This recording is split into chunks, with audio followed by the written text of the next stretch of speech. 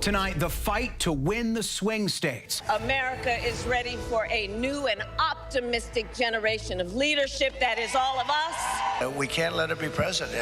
I don't want to be rude about it. We can't let her be president. This country is finished if that happens. Just 18 days until the election, with both presidential candidates crisscrossing the state of Michigan tonight. Vice President Harris taking the fight to former President Trump, looking to cement those blue states as Trump challenges Harris's ability to hold office and doubles down on his January 6th comments. We're on the ground covering it all. Plus, the stunning images tonight, the moment when an Israeli tank fired on a building and killed the mastermind of the October 7th attack, Hamas leader Yahya Sinwar. What Sinwar's death means for the future of the Israel-Hamas conflict, as President Biden tells world leaders this is now an opportunity to seek peace.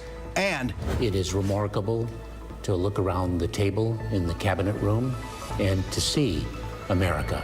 We had a conversation in Spanish, the four of us, and that to me was such a source of pride. American cabinet. We sit down with some of the nation's top decision makers, bringing their true selves to this truly diverse cabinet. What they say are the biggest challenges ahead as they open up on their journeys to the White House.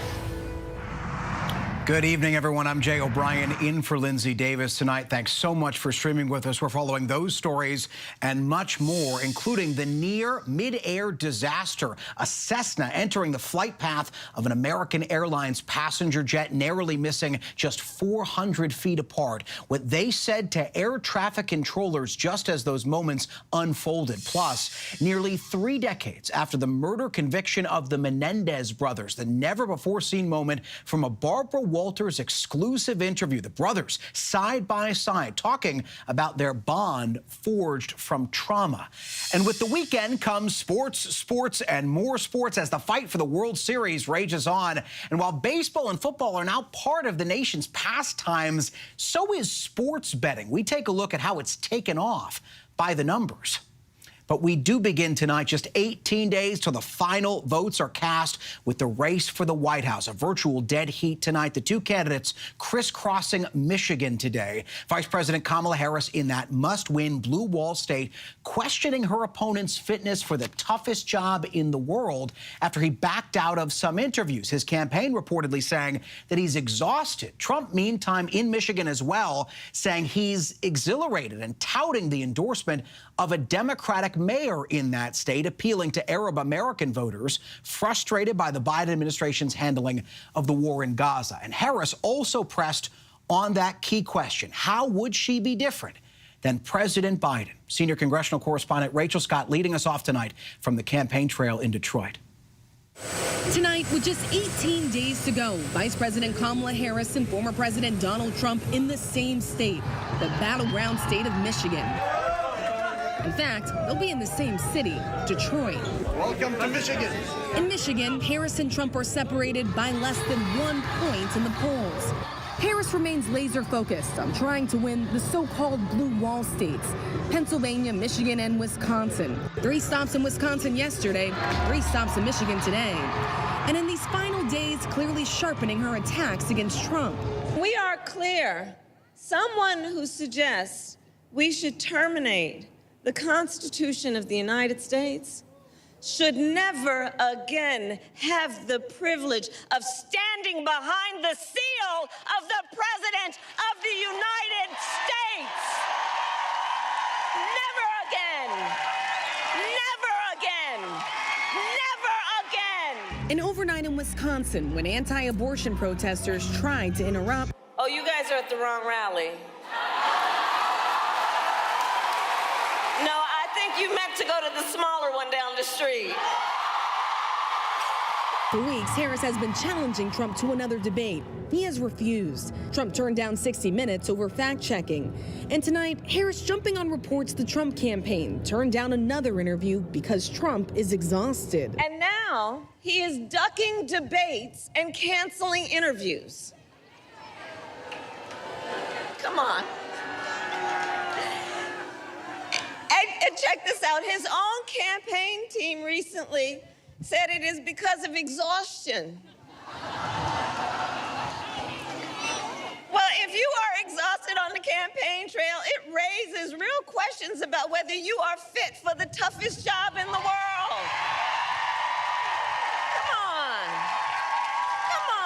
Trump on the defensive. What event have I canceled? I haven't canceled. She doesn't go to any events. She's a loser.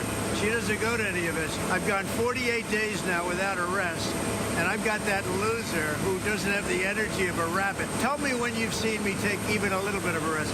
Not only am I'm not even tired.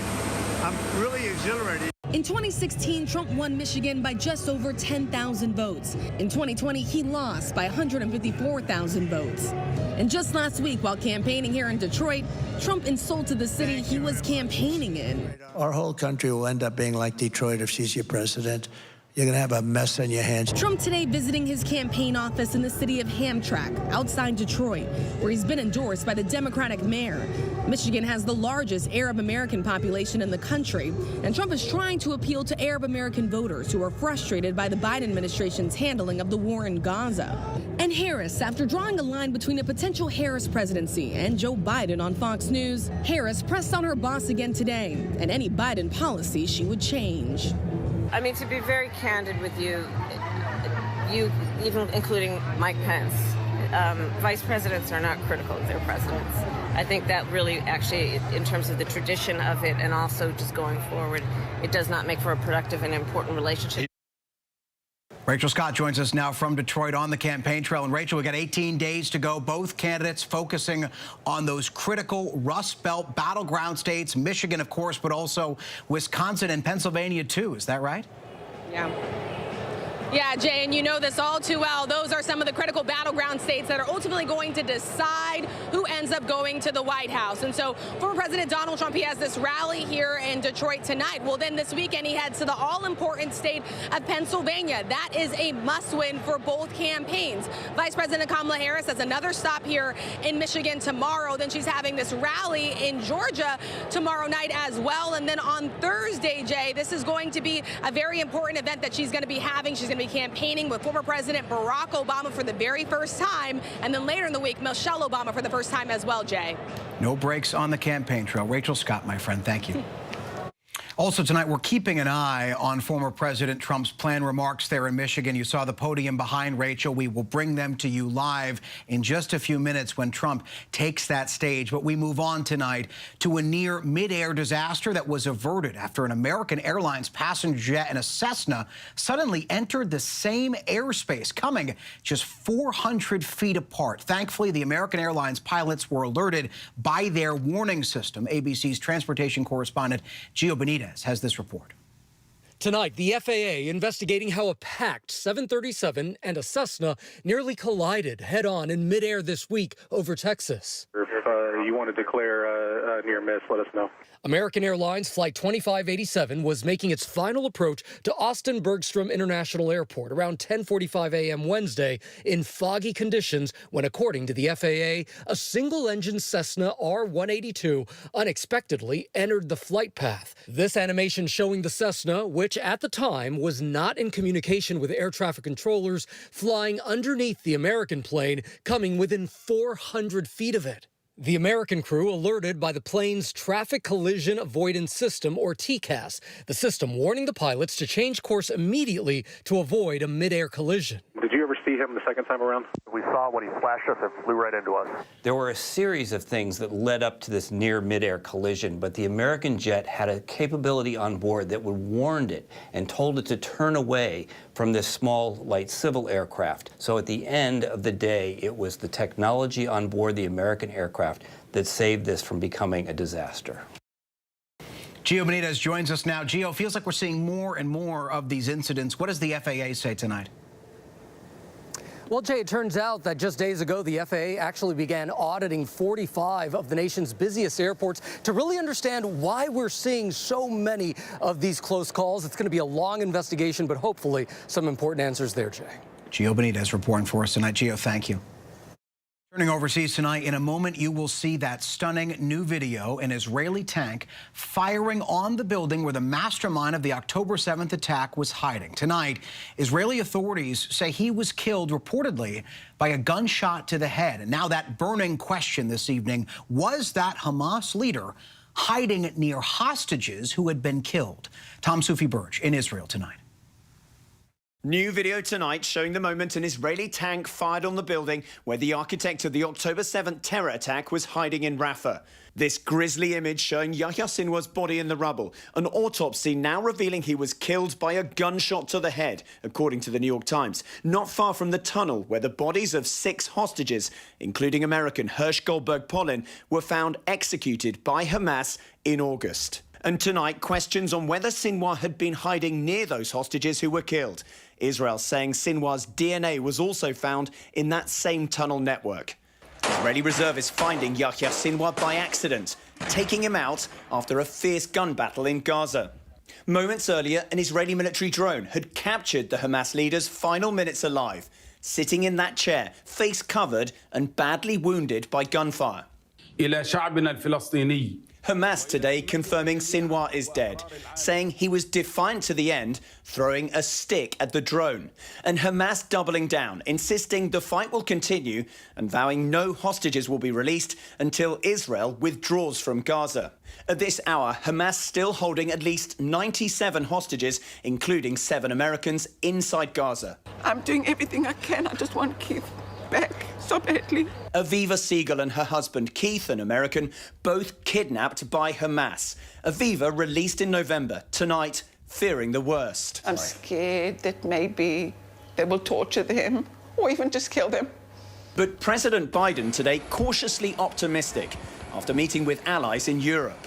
Do you think there's a road to peace there? It's going to be harder, it's going to be difficult, but we're all on the same page. Tom joins us now live from Tel Aviv. Tom, what else is President Biden saying tonight about the possibility of a ceasefire? Well, look, Jay, President Biden, U.S. officials, they are cautiously optimistic after Sinwar's death. I mean, they say there could now be a potential road to peace in Gaza. But look, remember, Israel is still weighing that retaliatory strike on Iran for that barrage of missiles at the beginning of the month. That retaliatory strike could have come at any moment. And look, President Biden is saying he's in the loop on what Israel's planning and when an expected attack on Iran could come. Jay? Tom in Israel tonight. Tom, thank you. Let's bring in now ABC News contributor and former Deputy Assistant Secretary for Defense for the Middle East, Mick Mulroy. Mick, as always, thank you for joining us. And I do want to start with where we just left off with Tom, which is President Biden saying that this killing of Yahya Sinwar creates a, quote, opportunity to seek a path to peace. Does that sit right with you? Does this mean eliminating Sinwar does increase or does it decrease, frankly, the likelihood for a peace agreement here? So, Jay, the thought behind this is not only was Sinwar the leader of Hamas and the operational planner, but likely the biggest obstacle toward a ceasefire negotiated settlement. He was also known as the butcher of Khan Yunis for butchering Palestinians. So he did not have the interest of Palestinians in mind and therefore had no real interest to see this come to an end. And I think that him being eliminated, we don't know who's going to replace him, but I think it's unlikely that somebody that is more or less prone to a ceasefire is going to replace him. So any opportunity should be taken, and I think this will be an opportunity. The deputy, Khalil al-Hayya, is apparently in Doha and has been involved in negotiations for over a year. So if this is the individual that they choose, then I think this is an opportunity, as President Biden stated, to restart negotiations and hopefully get these hostages out of Gaza. Well, that's exactly where I want to take it next, because this has obviously been praised by the Israelis as a successful counterterrorism operation. But as you know better than anyone, with counterterrorism, sometimes when you kill the leader of an organization, sometimes it throws that organization into chaos, and then other times the organization just replaces that individual with someone else, potentially someone who is even more radical. What is your view on, to the point you just made, who may be replacing Sinwar, and does this change fundamentally Hamas's structure at all? So terrorist organizations, like military organizations, have a very defined chain of command because they have to be able to replace individuals quickly because they expect fatalities up and down the chain of command. But it's always important to take out key leaders. It disrupts planning. It throws, as you said, the organization into chaos.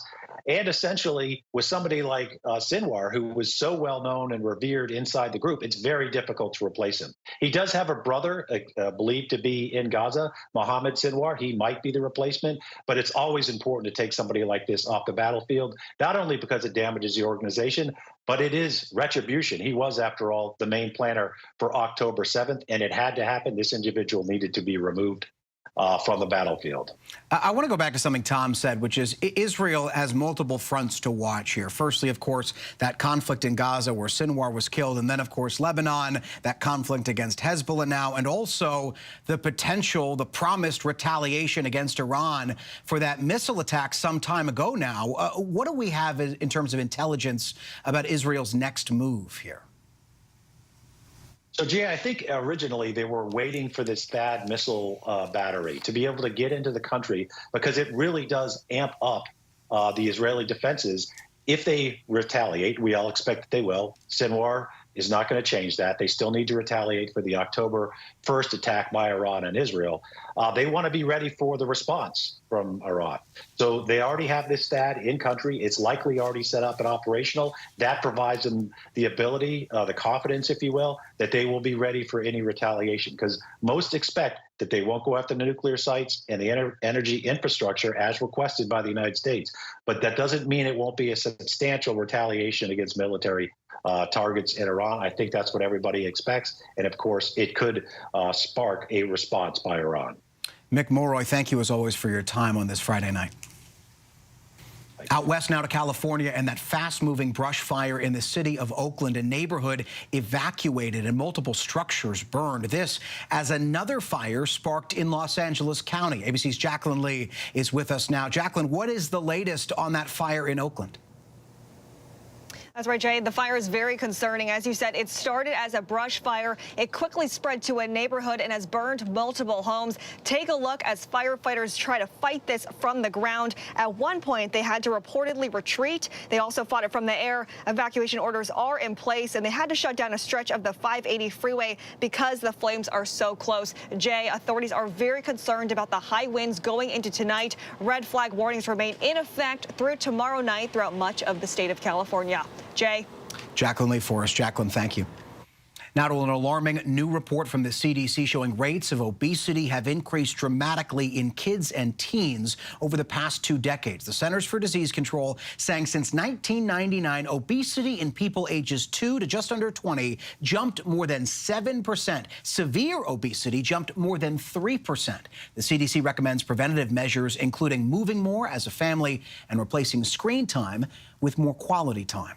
Onwards tonight for us to those opening arguments in the Delphi double murder trial more than 7 years after teens Libby and Abby were found dead after hiking on a trail. Prosecutors describing their final moments and detailing the gruesome crime scene. And a warning tonight, it is disturbing. ABC's Alex Perez is in Delphi tonight.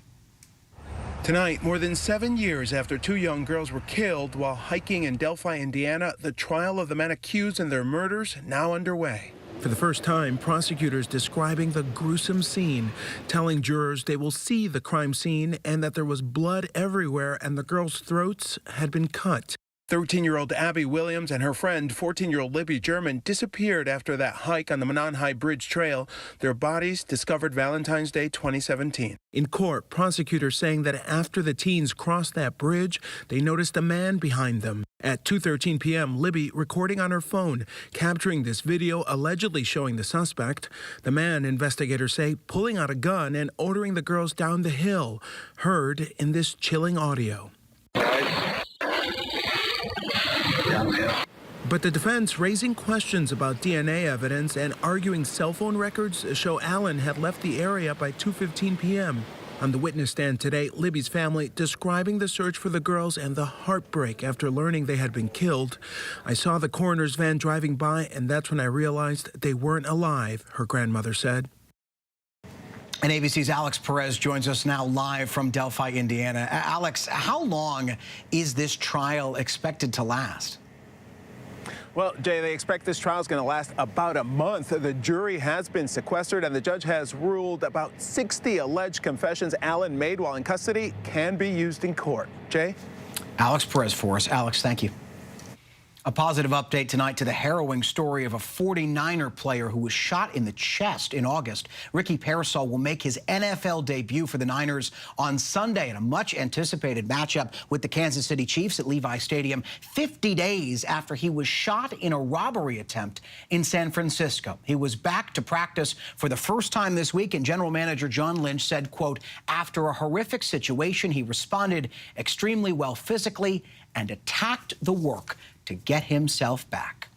And this week, nearly 24 relatives of the Menendez brothers publicly pleaded for Lyle and Eric's freedom, trying to harness the recent public obsession with that brutal double murder case from 35 years ago. The family of the convicted killers is hoping that that push in the court of public opinion will help influence the real judicial system. Here's ABC News Nightline anchor Juju Chang.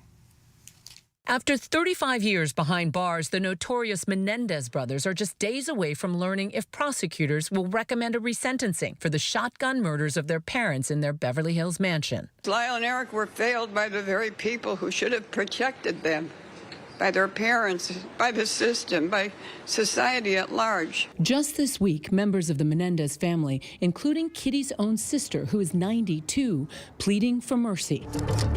Seizing upon the renewed media frenzy surrounding the case with a popular Netflix documentary and a controversial drama series. Tonight, in this never-before-seen moment from Barbara Walters' exclusive interview with the brothers after their conviction, Lyle described a bond born out of shared trauma. It's hard for people to understand, I guess, how close the two of you are. On the other hand, had you not been that close, all of this might never have happened. It's true. I think in the environment we grew up in, home was like a fearful, demeaning place. And for Eric and I bet it's probably not uncommon for siblings that grow up in those kind of homes to be unusually close, and because they have to be there for each other, and there's so much stress. Prosecutors are now weighing evidence that seems to support their claims of sexual abuse at the hands of their father, including a new allegation from Roy Rossello from Menudo, who says Jose Menendez, a once powerful record executive, molested him too.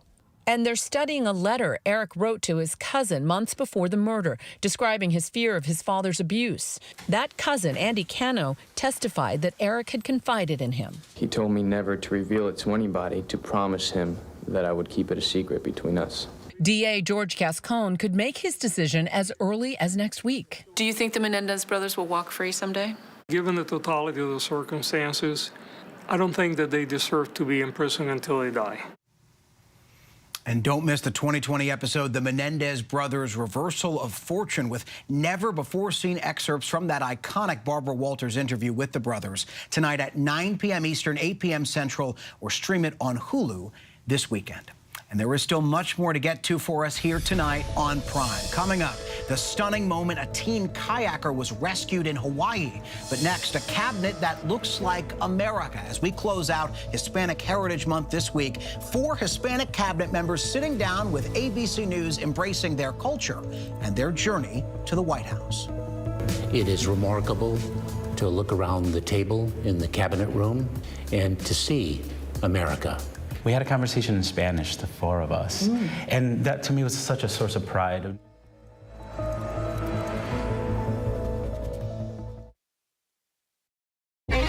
Did you kill Mary Yoder?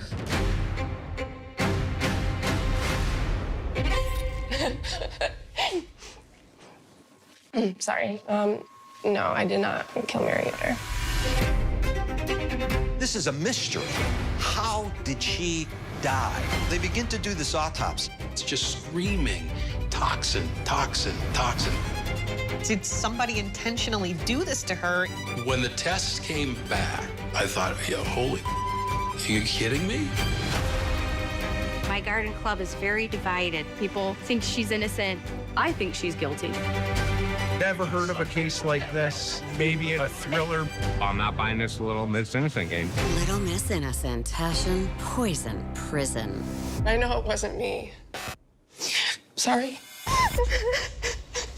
So, if it wasn't me, who was it? Only on Hulu. Hi, my name is Patrice.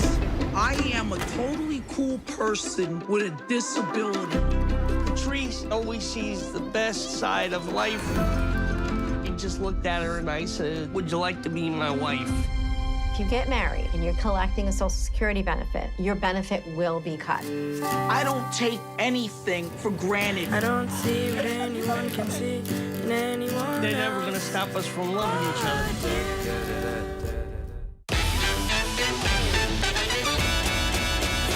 Attention teachers, no child is to be sent to the principal's office today. Kids, if you want to do crime, now's the time. Happy first day in school. Yes! Weren't there like 4 more of these? Yeah, we were robbed. Hey, buy 3, get 1 free. I'ma call your mother on you. Bring the rest back here, boy.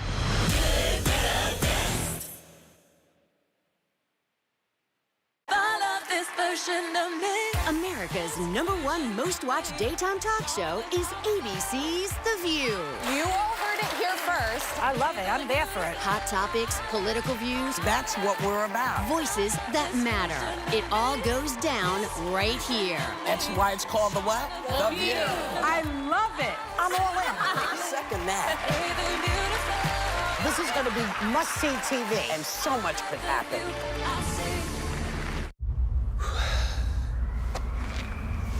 3, 2, 1.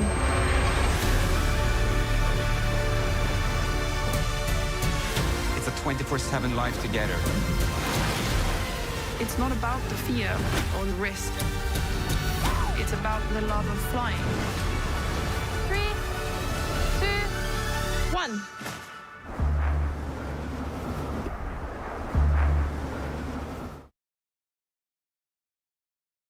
Welcome back. As Hispanic and Latin American Heritage Month ends this week, we're with 4 members of one of the most diverse cabinets in the nation's history. President Biden saying nearly 4 years ago he wanted a cabinet that looked like America. ABC's Maria Elena Salinas has their journey to the White House. Yo siempre digo, I'm as American as apple pie and rice and beans. We belong here. We are America. They are 4 of the most powerful officials in government, all Latinos serving in the Biden-Harris administration. It is remarkable to look around the table in the cabinet room and to see America. For National Hispanic Heritage Month, I sat down with these cabinet members to hear how their unique heritage has influenced their work. Secretary of Homeland Security Alejandro Mayorkas joined us right after for a separate interview. We fled the communist takeover of Cuba. And I grew up with a very strong understanding of what it means for an individual to lose the country of one's birth and to be displaced not by choice, but by necessity. Each of their stories showing a unique upbringing, an immigrant story. My parents came from Aguada, Puerto Rico to Connecticut, and I was born in Connecticut. My dad brought my mom from Guadalajara, Jalisco, Mexico when he married her. They made sure their three daughters and 1 son had a chance to either serve in the military or go to college. Do you guys get together, and if you do you decide to have either Mexican food or Puerto Rican food? I remember having a conversation in the Oval Office. We had a conversation in Spanish, the 4 of us. And that to me was such a source of pride. And when we're together, we prefer the tequila or café puertorriqueño. Secretary Becerra, you said that your mother used to say, mejor prevenir que remediar, which means it's better to prevent than to remedy. So what else needs to be done to ensure everyone has access to affordable health care? We have to make sure we're reaching everyone, because one of the problems we have is too many people live in areas where it's hard to access the doctor or the hospital. So the more we make care available close by, that's how you reach a lot of these populations that are underinsured or uninsured. Secretary Cardona, we're seeing some schools crack down on diversity and inclusion. How does that affect the state of education in the country? We say bilingualism is a superpower. Biculturalism is a superpower. So our response to that is to be unapologetic. We know that students, when they have more than 1 language, they have more opportunities in life, and I'm living proof of that. school shootings have become so common in this country. How can we guarantee a good education for our kids when they have to be worried about staying alive? We've worked really hard through the Bipartisan Safer Communities Act to provide $2 billion to provide safer schools, to provide up to 14,000 more school social workers, school counselors. We have to do more to protect our students and keep these assault weapons off our streets. It's not just a school issue, it's a community issue. Administrator Guzman, you said that you grew up watching your father run a business. He had a veterinary clinic, right? That's and correct. you even worked at the veterinary clinic. I got to witness that firsthand and understand the passion that goes into it, the grit, the determination, the vision, and the hard work every single day. What is the biggest challenge for small businesses across the country, and how can it be solved? Our small businesses have been challenged throughout this time of the COVID pandemic and post, but the top issues lately, of course, have been inflationary pressures, navigating supply chain, and we've really wanted to make sure that we could help level the playing field and get affordable access to capital.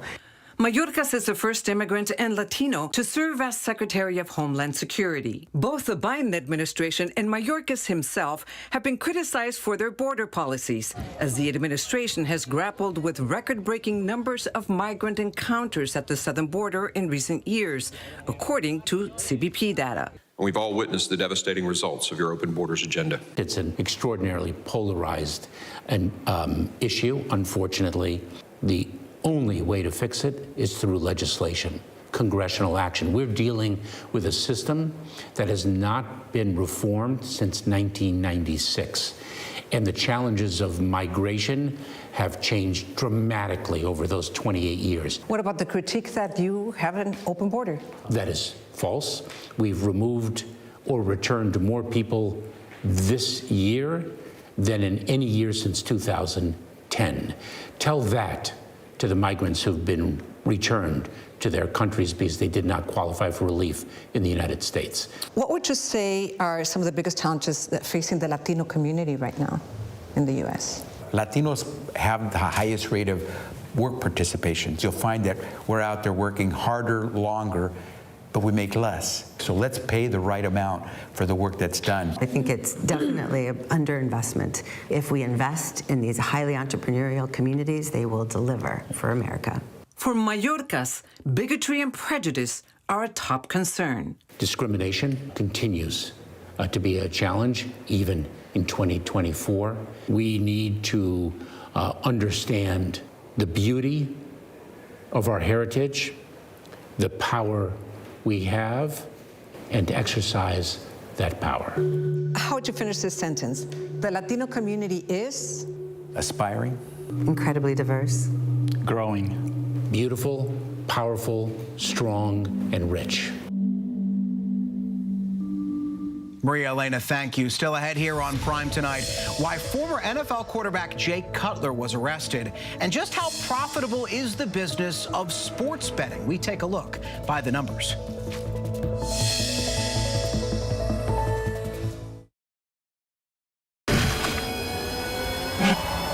How many elephants have you killed?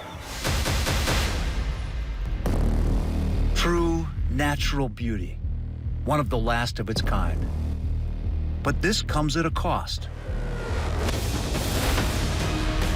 5 countries, 5 incredible real stories of adventure, danger, We have to go. and deceit.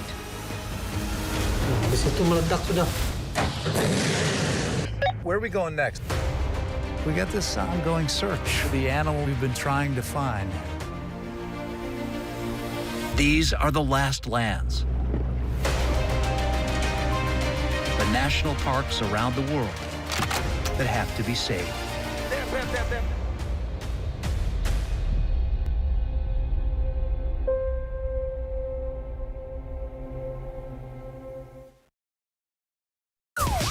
Yo, partner. We're not partners. I'm the detective and you are the consultant. I see you brought your baby to a crime scene. She is just spectating.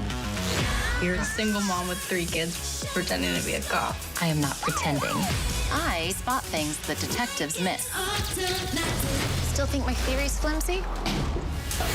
That big brain of hers is going to help us close a lot of cases. I'm just out here super copping. High Potential, all new Tuesdays on ABC and stream on Hulu. Hey, good morning, America. Good morning, America. Good morning, America. Are you ready? Covering the biggest events in the country right now. There's a lot going on here this morning. You don't just see it, you feel it. I'm in. I'm in. I'm in too. I'll be there. I am here and so happy. I'm in. I'm in too. Michael, George, Clara, Ginger. I did terrible things. I hurt a lot of people. I know who you are. Ball is in the air. You're special. Yes, it's a touchdown. What if God made me this way? FX's American Sports Story. Aaron Hernandez. All new Tuesdays at 10 on FX. Stream on Hulu. Mary J. Blige, Cher, Dave Matthews Band, Jimmy Buffett, Kool and the Gang, Dionne Warwick. It has been amazing. So, how do you get in the Rock and Roll Hall of Fame? Hey, Rock and Roll Hall of Fame. Foreigners waiting outside. Foreigner, not in the Hall of Fame? I love Peter Frampton. I always feel like he's been far too underrated. Getting into the Rock and Roll Hall of Fame. That is the ultimate goal. Rock and Roll Hall of Fame, now streaming on Hulu. It's lunchtime in America, so what are we serving up? Well, how about everything you need to know? Give it to me. Your health, your money, breaking news, pop culture, with the biggest stars, music, trends, and of course, good food. It's all coming up on GMA3. You're going to love it. We'll see you then. GMA3, what you need to know. A third hour of GMA in the afternoon. So join us, afternoons. For everything you need to know. I love that. Me too. From the 2024 campaign trail in Erie, Pennsylvania, I'm Rachel Scott. Wherever the story is, we'll take you there. You're streaming ABC News Live. Welcome back. 38 states have legalized sports betting in some form since the Supreme Court overturned the federal ban in 2018. And 2 studies recently looked into how legalized sports betting online impacts bettors' financial health.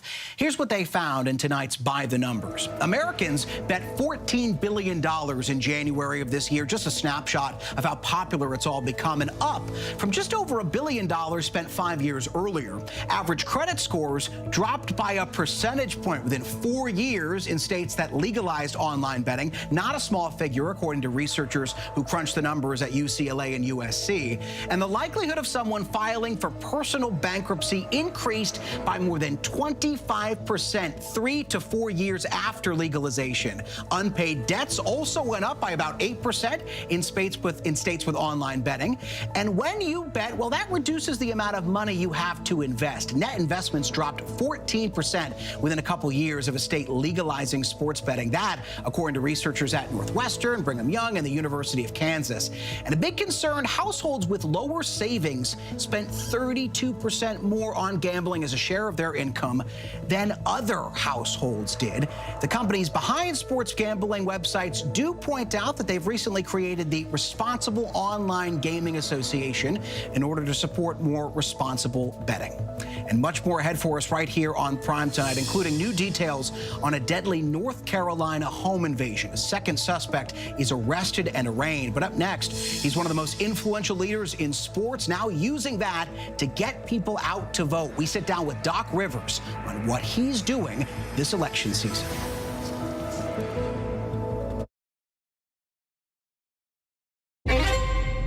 Did you kill Mariota?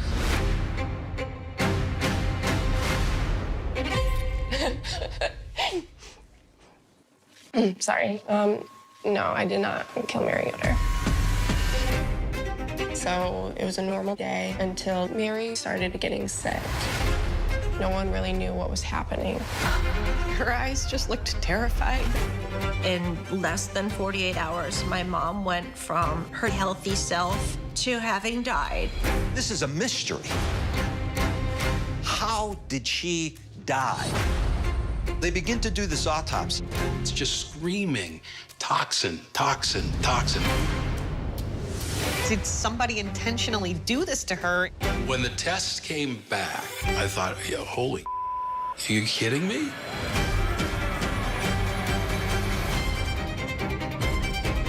I had dated Adam. I was scared of him. It changed the way I see the world. She was really afraid for her life. I do think Bill could have killed Mary.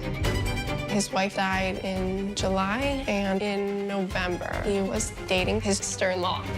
There was nothing in the world that was making sense at that point.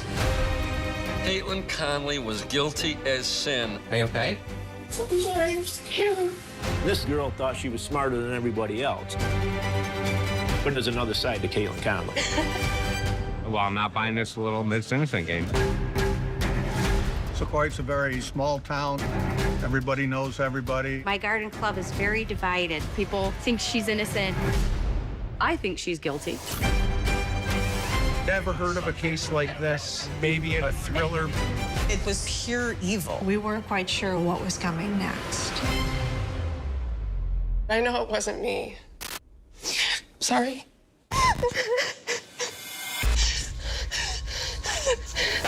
So, if it wasn't me, who was it?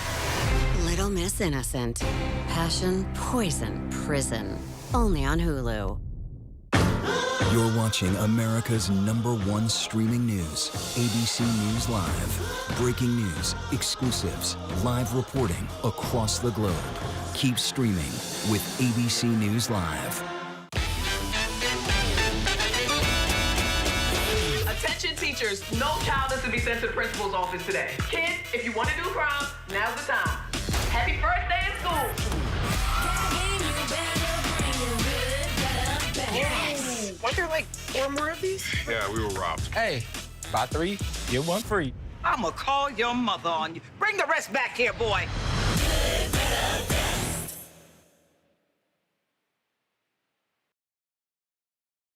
A former NFL quarterback arrested, a kayak rescue, and a judge puts an end to a voter purge. These stories and more in tonight's Rundown.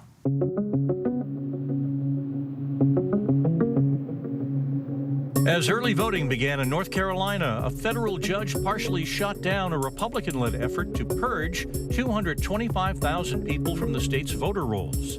The North Carolina Republican Party and Republican National Convention sued the state's Board of Elections in August, claiming it unlawfully registered voters by failing to properly verify their identities, citing an issue in the voter registration form. The judge determined that the plaintiffs did not have standing to sue, but sent another claim to a state court.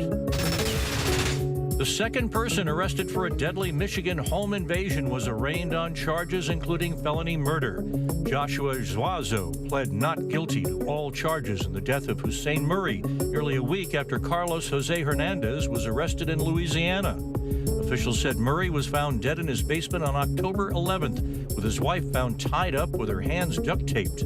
Murray's wife told officials the men came to the house claiming they were responding to a gas leak, with home security footage showing one of them in a utility worker's uniform.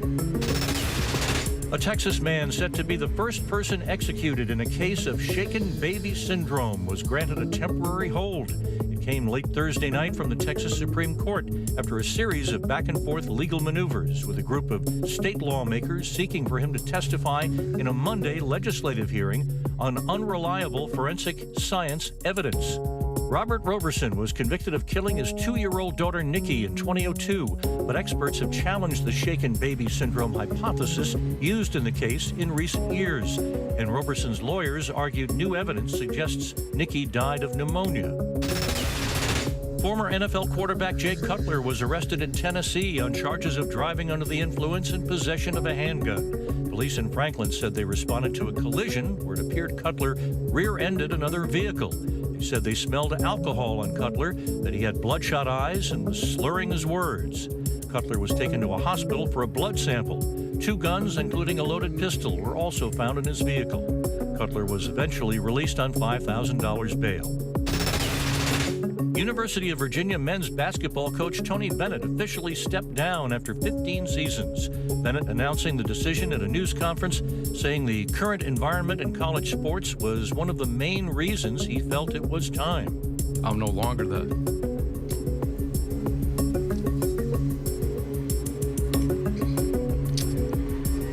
no longer the best coach to lead this program. Bennett led the Cavaliers to a national title in 2019, as well as 8 total ACC regular season and tournament titles. A 17-year-old kayaker was rescued by the Coast Guard in Hawaii after spending nearly 12 hours clinging to his kayak off of Oahu's south shore. The kayaker was separated from his high school paddling team Wednesday afternoon. He was spotted by a Coast Guard aircraft early Thursday and eventually reached by an off-duty lifeguard by boat. The teen was taken to the hospital in serious but stable condition. They are some of the most internationally decorated and celebrated musicians who have now decided to join powers again. Natalia Lafourcade and Gustavo Dudamel. The pair brought their whimsical sounds to the Hollywood Bowl. Our Alex Perez got a chance to sit down with the two for a wide-ranging discussion.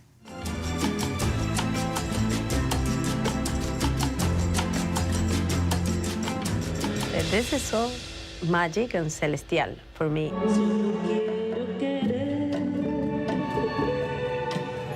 Some 22 years after her debut album, the magic of performing the stage never gets old for acclaimed singer Natalia Lafourcade. When you get on stage, do you still have the butterflies? You still feel that feeling when you're walking onto the stage? Yes, of course. So I feel nervous, and I feel like all those kind of things and butterflies in my belly. She is one of the most lauded and awarded Latin artists. Music is, she's the boss. I see music as a master, and it is something that I get to do, and I am so fortunate for that.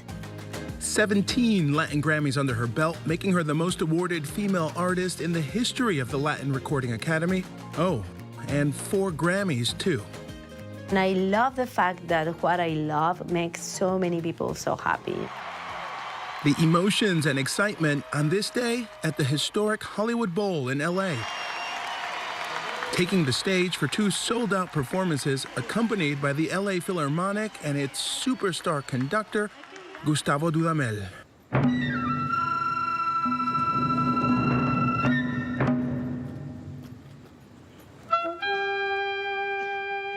And this is un lugar histórico, ¿no? ¿Cómo se dice? Emblemático, Yeah. ¿cómo dirías eso en Iconic, inglés? historic. Iconic, and so important place to be making the music. The duo reunited on stage for the first time since 2019. Anda, muchacho, en la casa y me trae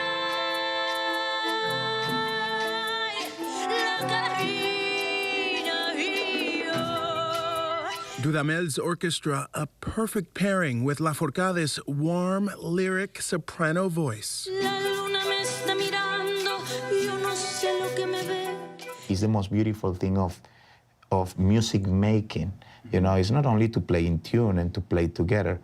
If not, it's the joy. That is the feeling that people receive as an audience. Lafourcade's music bends and combines genres, pulling from the past and present. And as a composer, she says she's constantly taking notes and recording sounds every single time an idea pops up. Sometimes it's not so easy for me, you know, like you need to get into a zone. I don't have a formula. Also, like there's songs that I thought nobody was gonna like, or like it was just a song, and then it became something huge, like Hasta la Raíz.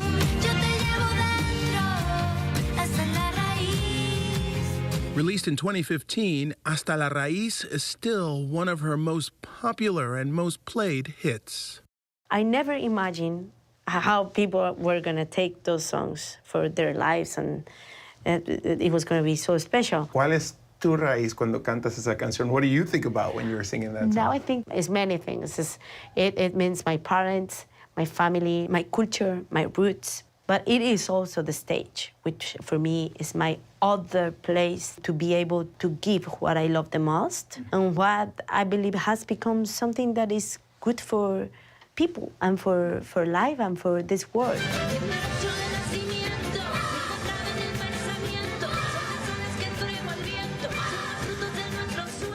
The pair dedicating a special performance to the people of Venezuela, Dudamel's crisis-plagued native country. Especially in these times, you know, of struggling with this crazy, difficult situation. But it reminds me the beauty of my country, and it makes me be hopeful for my people, because I'm sure, you know, we will pass these times, we will evolve. We have to always think in that way, be positive. Even in crisis, you know, try to make things work. But this is a way to say we love Venezuela, we love all Latin America, we love all the world. Quiero agradecer muchísimo, Gustavo. Together, on a stage like this, their connection is key. ¿Y si volteas a mirarlo a él cuando están ahí arriba? Sí, nos estamos mirando, hay entradas, tenemos que estar siempre conectados ahí. Por eso los ensayos no veo hacia el público, tengo que ver hacia los músicos, siempre, para poder saber qué está pasando, ¿no? Más allá de lo que escuchas. Así es. Entender la mirada, dice mucho el cuerpo, todo habla, ¿no?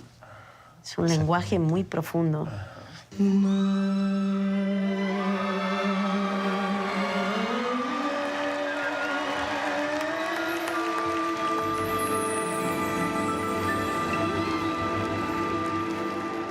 A profound...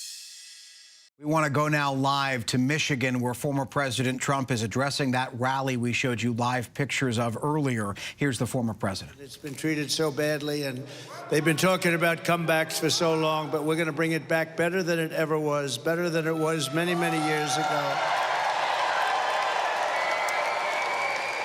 We're going to make Detroit great again. We're going to make it great again. You know, they have been talking about it for years and years and years.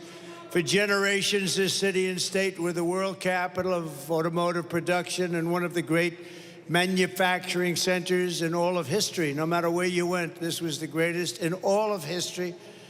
But year after year, globalist politicians like crooked Joe Biden, lion Kamala Harris, sold you out and let other countries loot, pillage, and plunder our wealth, our jobs, and our dreams, and they did that here more than any other place in our country. 40% of Michigan auto jobs were annihilated after NAFTA, and China's entry into the World Trade Organization was a disaster for your beautiful place, your beautiful city, and frankly, your beautiful state. Detroit was decimated. It's right, Detroit was decimated as if by a foreign army. There was no difference. Our factories were left in ruins, and under Kamala Harris, this year alone, the United States has lost nearly 50,000 manufacturing jobs. You know, they're doing a terrible job. Did you see her interviewed the other night? She said, essentially, yeah, I'd keep it the way Biden had it. Oh, that's great. That's great. He got out because of the way he kept it. She'll keep it the same way. U.S. car sales are down 38% since I left office. But with victory in November, we're going to take back what is ours, and it is ours. We're going to take it back, and we're going to bring back our jobs, our dignity, and our dreams. And standing before you tonight, I am proclaiming to the people of this state that by the end of my term, the entire world will be talking about the Michigan miracle and the stunning rebirth of Detroit. And this will be a real rebirth.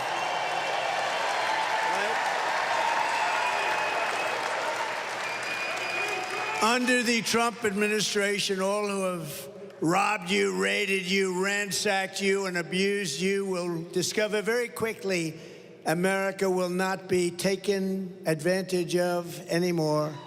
We were taken advantage of for years, for decades. We will reclaim our stolen wealth, and the days of Detroit's economic glory will return greater and stronger than ever before. Promise. And I know how to do it. Oh, do I know how to do it. I will put Detroit first, I will put Michigan first, and I will put America first, and that's the way it is.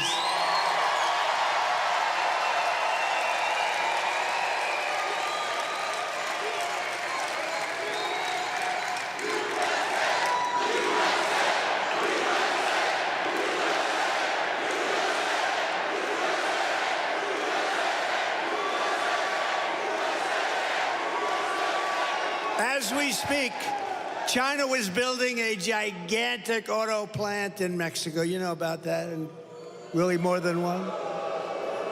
Don't worry about it. I took care of it for you. Took care of it. It's already done. Without even closing the big deal, which is the presidency, I've already got it done. Of course, if she got in, she has no idea what the hell she's doing. She's grossly incompetent, worse than him. Then I cannot tell you what's gonna. I can tell you they'll build the plant. I can tell you, but it's already done. They think they're going to sell all of their cars into the United States and destroy Michigan, but it's not going to happen. It's not going to happen, I promise you.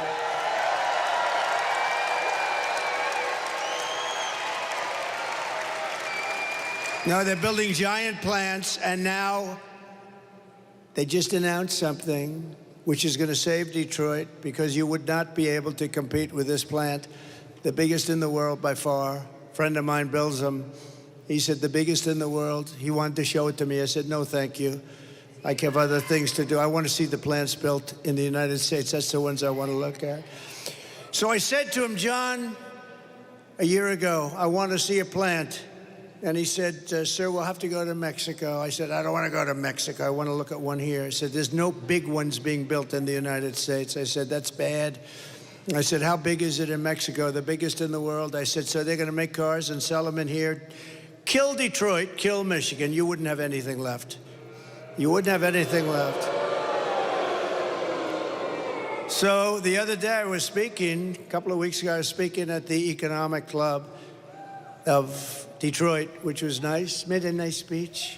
And what happened? Okay, you've been listening there to former President Donald Trump as he rallies in Michigan, one of those 7 or so battleground states that will be critical, that will likely decide this election. Vice President Kamala Harris also in Michigan today. Michigan at the center of the political universe at this hour. I do want to bring in our Mary Alice Parks, our White House correspondent, who's been listening along here with me. And Mary Alice, one thing that stood out to me is that Trump said, and this is a message that he has continued really from 2016 on to today, that Democrats, the Biden administration, et cetera, to those people in Michigan, quote, sold you out. And he was talking about manufacturing jobs, obviously leaning into this idea that he could bring back manufacturing jobs, a long-awaited Trump promise for many in Michigan, to try to earn some votes there. Meantime, the Biden-Harris, or the Harris campaign strategy, rather, is to try to lean into union voters there in Michigan. Is that right?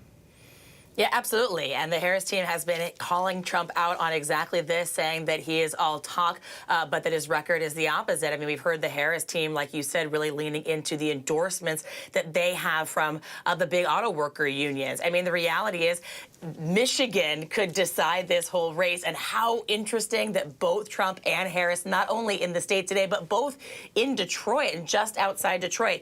Earlier today, Harris was in Lansing, Michigan. She was with some of those auto workers. She was specifically at a plant that got funding, or set to get funding from the Inflation Reduction Act to sort of work on revamping their plant. She was talking about how she's the candidate that's on the side of those auto workers, wants to bring manufacturing jobs back. So look, this back and forth, this volleying of this sort of these sort of trading barbs and talking about who will be good for the auto industry, sort of no surprise in the final few weeks of this race, and it'll continue to be the focus of both of them spending time on the ground in Michigan, Jay. I mean, any pocket of voters at this point in the game could decide the election when you talk about, you know, working class voters in Michigan, et cetera. And so, Mary Alice, that's where I want to go with you here. Talk to me about some of these demographics that both campaigns feel like they have to pick up the pace with. Yeah, I mean, you're exactly right. Sort of just a union vote. We're going to see, I'm sure, Harris continuing to run those ads where she sort of leans into where Trump has talked about being essentially a union buster, you know, comments that he made earlier this summer with Elon Musk, sort of joking about firing people that want to join unions. I mean, that's the kind of messaging that the Harris team is going to hammer over and over and over again in a state like Michigan, where they're trying to shore up the union vote. Trump, we just heard him there. He's going to continue to talk about his economic plan, sort of to put tariffs on goods and cars coming in from overseas. A lot of economists sort of disagree about whether that's actually good for the economy, but it's a message that works, of course, with a lot of people that are worried about wanting to support American jobs. So that economic focus, that union focus, no doubt in Michigan, Jay.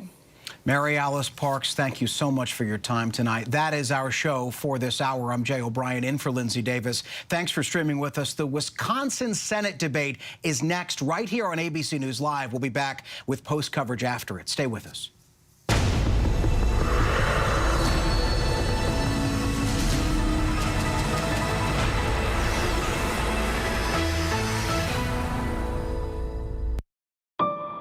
What does it take to be the most watched newscast in America?